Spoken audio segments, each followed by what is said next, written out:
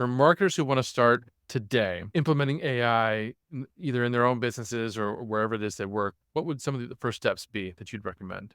What are you already using, right? And so if you're using HubSpot or Salesforce, if you're using Adobe or let alone anything in the Google or Microsoft or Amazon or Meta suite of products, AI is increasingly infused. And so what can you tap into there? Are there some new features maybe you don't know about yet? Are there some things where you can learn and expand your knowledge from a really comfortable base? So much of the best learning is built where there's scaffolding to and then build and learn on, and so much of how the brain works. And so the scaffolding's probably already there, even if you're not used to jumping on the latest thing. Some of it is also just being willing to try stuff yourself, experience. Welcome to AI and Marketing Unpacked, where we simplify AI for impactful marketing. I'm your host, Mike Allton, here to guide you through the world of artificial intelligence and its transformative impact on marketing strategies. Each episode will break down AI concepts into manageable insights and explore practical applications that can supercharge your marketing efforts. Whether you're an experienced marketer or just starting to explore the potential of AI, this podcast will equip you with the knowledge and tools you need to succeed. So tune in and let's unlock the power of AI together.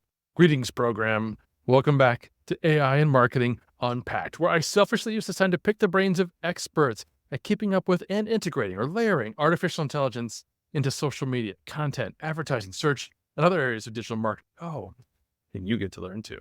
Subscribe to be shown how to prepare yourself and your brand for this AI revolution and come out ahead. Are you wondering how the latest tech and AI is shaking up marketing? No longer just about big data or automation. Today, AI is at the forefront of how companies understand their customers and create their campaigns. But with all these changes, it can be tough to keep up.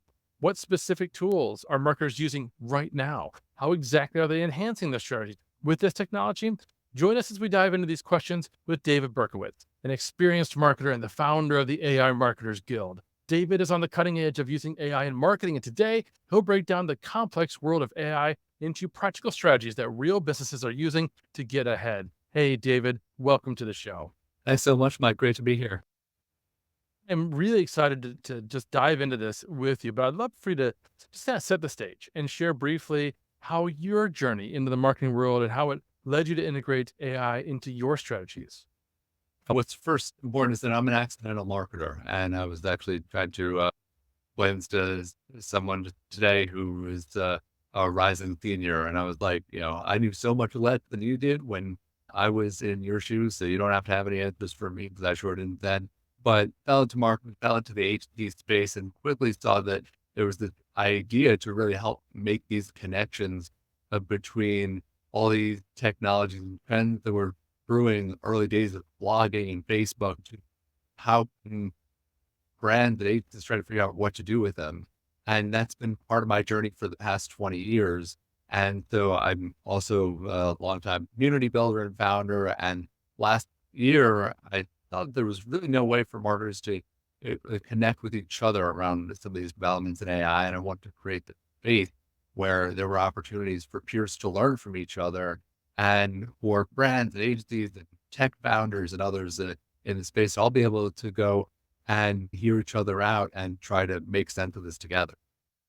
Yeah, and that's the AI Marketers Guild, which I've recently joined, and I've been just so impressed with the quality of the conversation, the amount of conversation that's going on in that Slack community. We'll have links to find out more about that in the show notes. But I'd love for you to share, David, what you're seeing when it comes to trend in AI, specifically ones that might be making what seems to be a significant impact in marketing today. Well, I mean, one of these things that I think we're all seeing with AI is that it impacts everyone and that it can, and that it can be used in all parts of the org. And I think that we're getting to a lot of the push and pull right now, right? How secure are the major platforms and how much can you trust them, sensitive data, and when do you not need to, right? How effective are they as the rich seem to get richer, and we see every day that the open AIs and Google and Meta keep sharing this breakthrough announcement. but there's also a lot of attention on what they get wrong. So trust is going to be a really, really big issue in the marketing space. I think we're also trying to figure out what our job should look like now, what they're going to look like down the road. And so there's a lot of debate in terms of whose jobs AI will affect the most and will it replace them. But I think there's more of an appreciation that it can be part of just about everyone's workflow. We're seeing this across creative and media and analytics and just about every application you can think of. Completely agree. And you touched on the fact that we're already seeing, major releases, upgrades, new features coming from OpenAI, from Google, from Meta. How are some of these AI innovations, as it were, being applied, do you think, to some of the leading marketers and brands already? One of the biggest, I'd say most transformative aspects of AI is not something you see a lot in, because well, a lot of the creative gets more attention, right? It's visual, it's fun, it's exciting and admittedly kind of scary and even helped bring on major strikes in the entertainment industry last year. But on the data side, this idea that you can talk to your data and get insight from it, that's transformative. This is something where now you can actually have just more of these human interactions with it. We saw hints of it, and it was some of the promise when agencies were putting Alexas in like every one of their conference rooms, and there was that wave, and like, okay, that was a little trickier, but the idea was there, just the technology to deliver. Now the technology delivered in the same way that I worked for a social listening firm, was their head of strategy about 8 years ago. And one of the first things I did was that we can't talk about insight because that's not what we sell. Now, when we're lucky, human folks who are using our products go and derive insights that are better or faster thanks to them. But we're not in the insight business. We're in the data and trends business, and adding a really nice UX to make all that easier. Now, I'd say it is actually possible to have actionable insight that an algorithm derived from data, and just even the idea of that, I think is something that is transformative and that we're just starting to scratch the surface of. It's interesting you put it that way because in our previous episode, we were talking to Claudia Sandino, and she was talking about an instance where she had been giving a lot of data to ChatGPT, and she was asking for insights, and the answers were not great. But when she asked for trends and insights, then she got the kind of output she was expecting. So I think we're moving that way. But I love how you really honed in on the fact that when it comes to data, that's where we're seeing truly innovative and interesting responses. That's what our previous episode with Andy Christian was all about, discovering how can we use AI to uncover gaps in our content strategy by letting the AI analyze, 1,000 URLs and compare that to 1,000 competitor URLs, something that a human being maybe could do if they had the time. But even then, we'd struggle to identify what's not there. That's something that AI really excels at, those gap analysis, because that's nothing to AI. For a human, it's really hard for us to just look and see, oh yeah, this is not missing or this is not there. But I'm curious, are there specific sectors or industries where you're seeing these kinds of innovations in AI have maybe more impact than others? But I mean, the fact that it can affect everyone everywhere. There are areas where, especially on this front, where the volume of data is so intensive, then you see just more opportunities for some of that upside. There's a company that we just had featured in a marketer's guild recently called Neuralift, for instance. And so they're able to take millions of data points from e-commerce records and pretty quickly come up with segmentation, or rather, and all the very, I'd say, unintuitive segments, well named, well described, and that give you a sense of who the customer groups are, and increasingly everything moving into what you should do about them.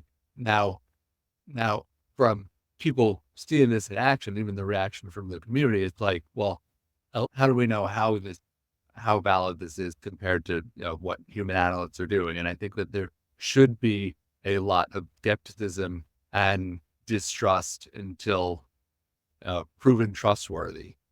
But at first glance, like you see this and see how quickly, at the very least, you have this starting point, and now you start checking the work and see how well it compares with some of the research you've done already. And this is the kind of thing that can save so much time, and especially if you're trying to go into new markets, trying to reach groups that you don't have a lot of data on. How can you make those inputs really quickly and not just constantly wait for the rest of the picture to be fleshed out? A really fascinating use case. What about specific campaigns? Have you seen any just individual campaigns from brands or marketers where AI has been a prominent driver of that and to some extent made it more effective? Yeah, well, I'd say probably some of the most prominent ones are not ones that brands are as quick to talk about as Black Sheep, right? Uh, so there's been a secret sauce. I will say what one of my favorite use cases, like there are a bunch of these case studies of campaigns that have come up that are more showpieces than you have, like Kit Kat using AI for talk about taking an AI break, and Heinz did a great video of how AI engines tend to think that ketchup bottles just look like Heinz ketchup, right? So it's just reinforcing its market leadership position. I think that's great for that zeitgeist around AI and showing the brand leadership. Terrific, but it's not necessarily any kind of breakthrough either. One of my favorites that I've seen is Beck. So they did the campaign for autonomous beer. And so from recipe to ads, it is a beer made from AI. And what I love is that they broke down this process. It was a 150-year-old company, and they looked at everything from the initial ideation to the manifesto, to the logo, to the storyboarding, the web design, ad campaign, the radio spot, and launching this product with AI as essentially this co-pilot every step of the way. Does this wind up being better beer than what's out there? I guess that's the bigger question.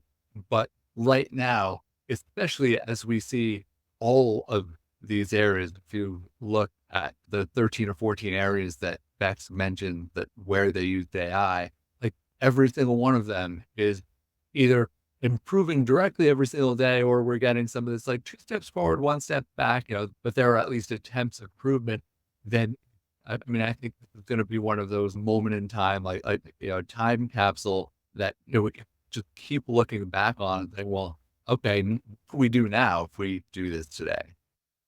That is really fascinating, folks. I'll find that campaign or some examples of it and pop it in the show notes so you can check it out because it sounds super interesting. We're talking with David Berkowitz about the transformative power and the impact of AI in marketing. I've got a few more questions that you're not going to want to miss. But first, I'd like to share with you the AI tool I've been using predominantly that's transformed my own marketing and work.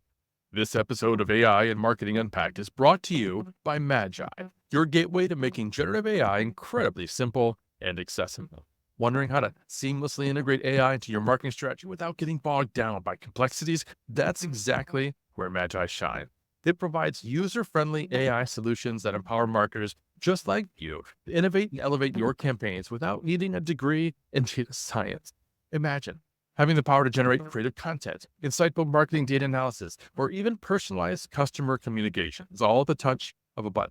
Magi isn't just about providing tools, it's about transforming your approach to marketing with AI that's tailor-made to be straightforward and effective. So, whether you're looking to boost your content creation process or want deeper insights into your marketing performance, Magi makes it all possible with a few clicks. No fuss, no hassle, just results. Ready to simplify your AI journey? Visit Magi today to learn how their solutions can revolutionize the way you engage with your audience. Don't just market smarter with Magi. Tap the link in the show notes. So, David, I've been writing about digital marketing since the late 2000s, blogging, social media, different networks coming and going, different technologies. And I don't know that I've ever seen the adoption of a new technology as fast. Certainly no technology changes fast as AI has. What do you think is driving that rapid adoption within the marketing industry right now? Yeah. So, um, big thing that's driving it is that you can feel the impact of this really quickly. It's something that so many of these technologies are so accessible. You can try them from the privacy of your own home. Unlike, say, the wave of social media, then you didn't need to share anything. You don't need to follow people. Unlike the wave of mobile, didn't need to go and upgrade to a smartphone or some other kind of technology. Actually, the hardware for AI right now, especially on more like the consumer prosumer side, is more a joke than not. But you can do this for free. You can try this out for $20. You can have enterprise grade technology that you can play with. So you just can feel the impact of it. Or you can create something, even if you don't necessarily see yourself as a creator. And this idea where, like, even for TikTok or something like that to initially catch on from like back when it was Musically at first, and even once TikTok had 100 million users, there were still so many folks who were trying to convince brand like, oh, this is a thing, this is real. This isn't just 15-year-old, like people are going crazy over this, spending all their time there. And it's like, and then some lies on, like, I don't get it. Right. And I was one of those people too. I logged on, I'm like their algorithm sucks. I can't find anything else like here. I'll stick to Instagram. But you've got to look beyond your own experience. So I think that's a big part of it right now, where it's like, you can, if someone hasn't tried something already on a demo call within 5 minutes, you can blow someone's mind. And that's also like that alone, like when it hits close to home like that, can help drive adoption in a really big way. David, that is incredibly insightful because as soon as you started explaining this concept, I realized, dang, that's me. That's why I've typically not jumped in, feet first into, YouTube or TikTok to your example or any other technology in the past because you're right. It's all been public facing. It's really challenging to learn if you're afraid of failing in public.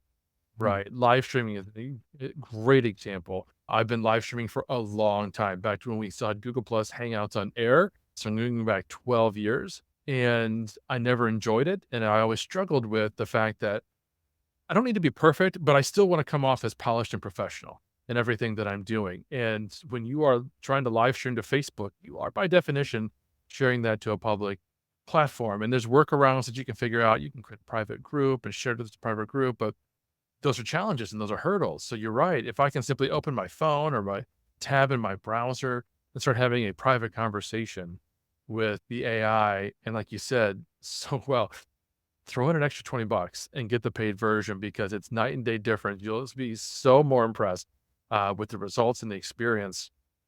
It's absolute, I think, why you're right. So many people are just finding it easier to jump in. So I appreciate you sharing that. What about the actual benefits that marketers are reaping? Talking about ROI, since you're talking about, some of us are investing. Some people are investing in more than one tool because they want to kind of test and experiment. They're probably paying for AI powered tools, not just the large language models. How have you seen other marketers talk about the benefit? Well, I think this is also where it comes into whatever you're doing, having AI as co-pilot that you can work with. And I think brilliant at Microsoft that they're so heavily branding Copilot as their own, and building that iconography into all their new hardware, because it's a great way to describe it, where now you have this virtual assistant. Like I was doing some market research and was doing some interviews with potential customers for certain product, and go really deep there. First of all, I could be really focused on the interview because I knew that I'd have AI to help me analyze the notes later, and I didn't have to constantly like scribble everything down. And so that alone was just a huge burden lift off me. Then when I started uploading some of these transcripts to an AI instant, then I was able to go really deep and ask questions that would have taken me weeks to sift everything through. What did each of the respondents have to say about this one specific thing? What were the benefits they mentioned? What are some of the challenges that they're all facing? What do they have in common? What's different among them? what are some of the action items that the client should go and consider doing based on all of this? And so then I could keep going where my role was, it went from interviewing the prospects to interviewing the AI and then making sure that I got a really compelling story out of that. And so now what I was able to share with the client was so much richer and way faster than anything I could have delivered before. That makes a lot of sense. The efficiencies that we're seeing by using AI as that partner, co-pilot, research assistant. I use it for these podcasts. Shout out to Dan Sanchez is my showrunner, myshowrunner.com AI podcast assistant. It helped me set up a custom GPT or a persona, which I use in Magi, so that I plug in your name, David. I plug in a link to your LinkedIn profile, and it scans and understands and instantly ingests everything that you've been talking about recently as a potential guest, and it feeds that back to me. And I say, hey, look, David wants to talk about trends or whatever the case might be. And it helps me come up with the questions and frame the entire conversation. Something that took me 2 hours on average to do before now takes me 20 to 30 minutes to build out the process and everything before I go into that interview. So it's a huge time savings, particularly when I'm doing, I have 5 shows with Agora Pulse and this show that I'm doing on the That's a lot of podcasts and a lot of How do you do research. it? Well, I do it with AI now. So how are you envisioning the role of AI in the future? How are you using this evolve? We're talking about assistants that are helping us in our day-to-day lives. Are you seeing that change and evolve in time? Well, what you're talking about right now and how you're the Magi, for instance, is something that I think is going to be old hat for just about everyone in business and personal worlds alike, of having their own repositories of information that AI can draw from and then craft something faster. I use this with a custom LLM instance to be able to analyze some of the proposals that I write, and so that I can then enter some of the parameters and come up with a new proposal way faster. It's just like, if you start thinking of the kinds of things that you dislike doing the most, right, and just Mm. bog you down, and that you basically like that you need to do maybe yourself. You can't necessarily just hand it off to someone else, but it's always the last thing you want to do, even if it's really high value. Having something with a knowledge repository like that becomes really helpful.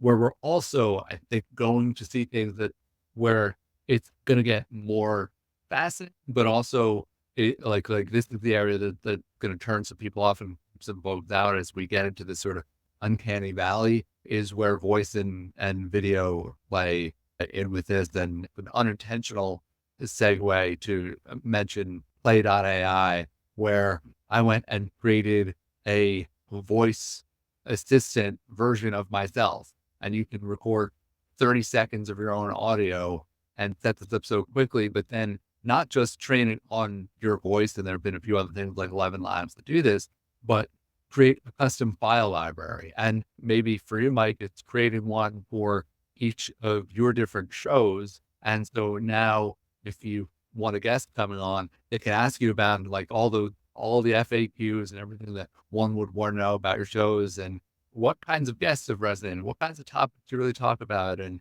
how should I be prepared, have a conversation with you without actually costing you and maybe both of us a heck of a lot of time, as much as I'd love to spend more time with you personally.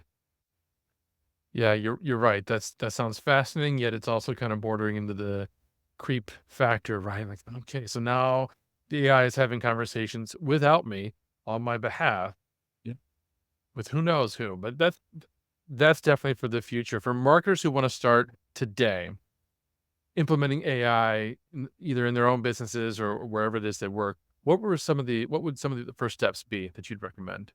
Some of the first steps are what are you already using, right? And so if you're using HubSpot or Salesforce, if you're using Adobe or Canva, let alone anything in the Google or Microsoft or Amazon or Meta Suite products, AI is increasingly infused. And so what can you tap into there? Are there some new features maybe you don't know about yet? Are there some things where you can learn and expand your knowledge, but from a really comfortable base. So much of the best learning is built where there's scaffolding to then build and learn on, and so much of how the brain works. And so the scaffolding's probably already there, even if you're not used to jumping on the latest thing. Some of it is also just being willing to try stuff yourself and experience. Like, so maybe you hear me mention Play.ai and that kind of scares you, but is there a version of this someone else like me recorded? You could just test out for a couple minutes and see how this stuff works. Or are there, as people are talking about alternatives to the chat GPTs of the world, then like there's all this buzz now about how well Google Gemini works or how it doesn't work. Like, why don't you see for yourself? Right? It's just, it's basically the same as searching, again, built on your existing behavior. And if there's something new out there and you hear about one of these, like Perplexity that did a lot of steam, especially for doing research, or one of my favorite Pi.ai, which is like almost like a coach and therapist and just a great sounding board, even if it doesn't replace the kinds of humans you turn to for counsel. And then again, it can just really expand your thinking around this. There was an example of someone else who came on with AI Marketers Guild, Matt Britton, the CEO of Suzy. And so he was now CEO of this series, something very far along company, and doing amazing work actually in the consumer research space. And so Matt was saying he went as far as actually to upload things like medical records of his to ChatGPT and then start asking all these detailed questions about it. That might be outside of most people's comfort zone. That's okay. But for Matt, like taking things that far actually then led him to think, well, wait, if we can analyze this, now there's actually a parallel with something that I want my company to do. And now can we find a safe, secure way to do this for our customers? But it all started with those personal tests. That's really great advice. It's in line with something I heard on the Think Fast, Talk Smart podcast out of Stanford. He was talking to a couple of guests about AI, and they were saying, look, open Pi or open ChatGPT on your phone and start asking it about something that's really important to you personally, some decision that you're kind of struggling with right now, and have that conversation with the AI. Because if you've never done this before, you're going to be blown away by how the AI responds. And you're going to, if you ask the AI to ask you questions, that's one of my favorite things to do. It's going to start asking you about these things. It's going to cause you to think through that decision. And then from there, guys, the limit as to the kinds of conversations and processes you can have. I'll tell you, one of my favorite uses of ChatGPT is actually for creating recipes. And so my daughter and I, she's 10, both love to cook a ton together. And often that involves trying to cook something new or do something in a new way. I just kind of on a whim picked up a couple of slabs of pork belly at Whole Foods and never touched the stuff. Well, never even attempted to make it. I had no clue what I was doing. I went to ChatGPT and I said, so what do I do with this? And it kind of scared me. And then it gave me something really involved. It was going to take hours and hours. But because it's ChatGPT, I could say, is there any way to do this faster? And it's like, oh yeah, here are a couple ways to save steps. I did wind up Googling a couple of things. I'm like, can you really boil it? Like, it's just a totally boneheaded idea here. Or am I going to just have this like grab bit of meat? Anyway, I wound up like having to find a couple posts on Reddit that validated what ChatGPT was saying. And then I went with it, and it is literally like one of the best dishes my family's ever had. I had to then make it for the more family over Memorial Day weekend. And I did it just like ChatGPT told me. So yeah, taking something that's near and dear to you and seeing like, what would happen, right? And like, worst comes to worst, I would have thrown out a couple pounds of pork belly and I had to go and order in. But like the best case scenario is like whole new experience and a kind of mind-opening one, and something that I could do with my family. What a fun example. And you're right. The technology is basically there. We've got the new version of ChatGPT that's rolling out, which means very soon you'll be able to use your phone and your camera on your phone to show ChatGPT where you are and the things that you're doing, which means you'd probably be able to show it your refrigerator contents and your pantry contents and say, look, I've got a couple pork bellies. Here's the other ingredients I have. What recipes can I make? Or show it all the alcohol that you happen to have in your liquid cabinet and say, hey, I'd like to make a new cocktail. here's what I've got. I don't want to go shopping. What do you got, ChatGPT? Give me something cool to make. And actually, at the Consumer Electronics Show this January, a number of the major manufacturers like Samsung and LG were showing off devices like that. Now, seemed like that it took way too much effort to manage. And there was also a hardware device that was announced at the same time that nothing to do with CS, the Rabbit R1, this little pocket-sized Oh, yeah. screen. Essentially had an amazing demo. I pre-ordered it. It was $200, no subscription, which I was pleasantly surprised by. I got this thing, could barely connect it to the Wi-Fi. Camera really couldn't identify anything. But one of the things in their video that I was so excited about was like literally showing my partner and daughter and others was like, look, it can like take a picture, open your fridge, it'll tell you what you put with it. And it like recognized a few things. It definitely wasn't saving me any time. But then I'd say the most important word when discussing anything around AI right now is yet. And so any of the stuff that we make fun of, I think like the best example of this is there were like 3 to 6 months last year where everyone in the industry, or you watch John Oliver or wherever you go, people were making fun of how AI could not get fingers right. You see all these mangled hands going on and like AI can't do fingers right. AI is worthless. Right? This is the way of making fun of it. And then like without anyone even just realizing what happened, and then mid Journey 4 and 5 come out and Dolly 3 come out, all these models keep evolving. And the next thing you know, it's just not something you can make fun of, because sure, it'll get anything wrong sometimes, but I created a number of images from people today using kind of like low end image engine. And I think they all had the right number of fingers and toes and eyes and everything they should. So this stuff changes very quickly, usually without us being noticed.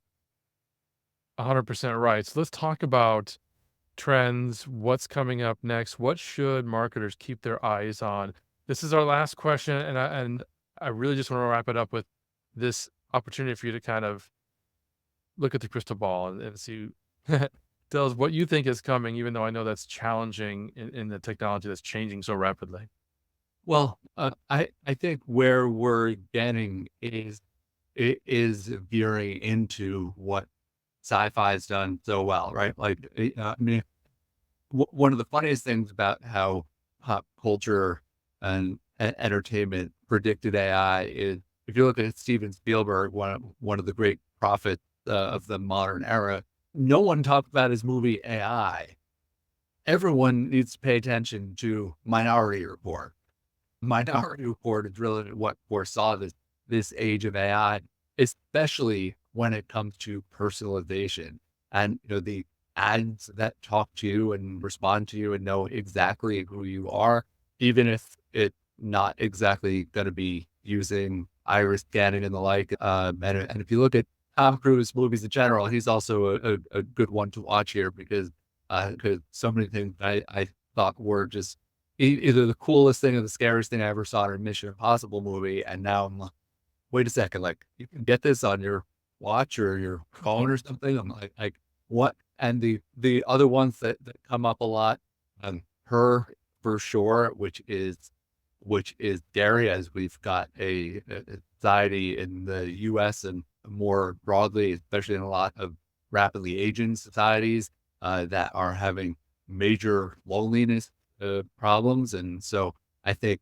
trying to find the right ways where AI can be helpful and also where you need to draw the line and essentially cut it off, and where those guardrails need to be built into the technology versus also how you're using them, even for one's own teams, right? Like you can surround yourself with this whole AI team, but AI is not going to be designed to challenge you. It might give you a different answer or something like that, but AI is really going to be designed to prop you up there. So this idea that we're going to have to grapple with potentially further declining social skills and how we correct for that. I mean, I think that there's some big social factors just beyond where the job market's heading that are going to be big challenges. And then the other movie and comic referenced that was also brilliant is Jarvis from Iron Man. And so we increasingly have elements of that today. And what I did with Play.ai gets us a little bit closer. There's a fascinating company called HeyGen, where you've got video versions of that, or Sunday Sky, where you can create personalized videos at scale, whether you're using, say, your head of sales as that persona or an entirely AI generated one. Where does that build trust among your prospect customers, help save them time and deliver on some of your brand's promise? And where does that really weird them out, right? Where does that then work against you? This push and pull is stuff we're going to be grappling with for quite a while.